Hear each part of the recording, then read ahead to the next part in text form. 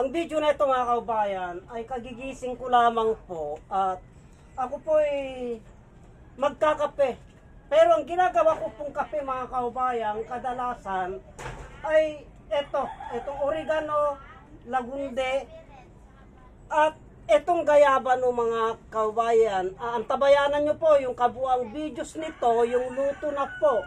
Kasi nangungulikta pa lamang po ako ng kakaping ko. Kadalasan po ay hindi na po ako namimili ng aking mga ipinapasok sa aking katawan na mainit yung kape o ano pa man mga kaubayan. Ito na lamang po, mga halamang gamot dito sa aking kapaligiran. Kasi, kaya yan po ang napili kong ipalabas ngayon mga kaubayan ay na-stress po ako.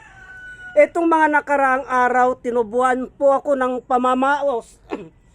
Hindi pa ako makapagsalita, kaya kung napapansin ninyo, itong boses ko, pause po. Inubo po ako ng inubo ng matinding ubo sa pamamagitan po ng oregano, lagunde at gayabano. Nawala po yung ubo ko at yung stress ko mga kaubayan. Kung inyo pong napapansin, medyo nanghina po ang aking pangangatawan dahil sa pagka-stress po. Alam naman po natin mga kaubayan na mahirap pong kalaban ang stress. Kaya po, ito po ang ipinapasok ko, kinakapi ko sa araw-araw tuwing magkakapi ako. Kaya tabayanan nyo po yung kabuang videos nito kasi mangunguha po ako mga kaubayan.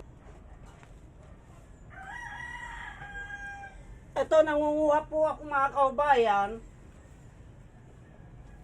Ito, nakakuha na po ako ng oregano, lagunde at gayabano. Bali ito po ang kasangkapan niya mga kaubayan, yung aking kinakape.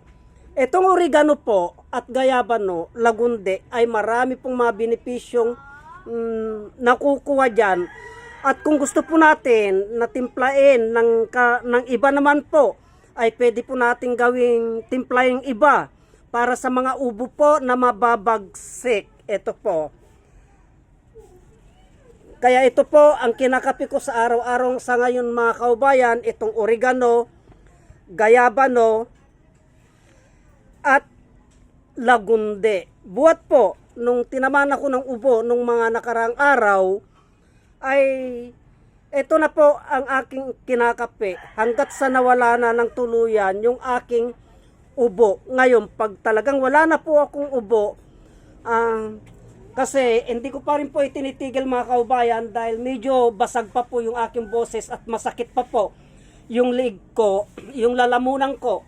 Pag wala na po akong ubo, ay maaring ititigil ko na naman po ito. Pero hanggat may nararamdaman pa po akong ubo mga kaubayan, ay ganito po, patuloy pa rin po akong umiinom nito sapagkat napakaganda po ang epekto nito sa ating kalusugan, sa ating katawan mga kaubayan. Kaya marami pong pakishare naman po ang mga videos na ito at marami pong salamat.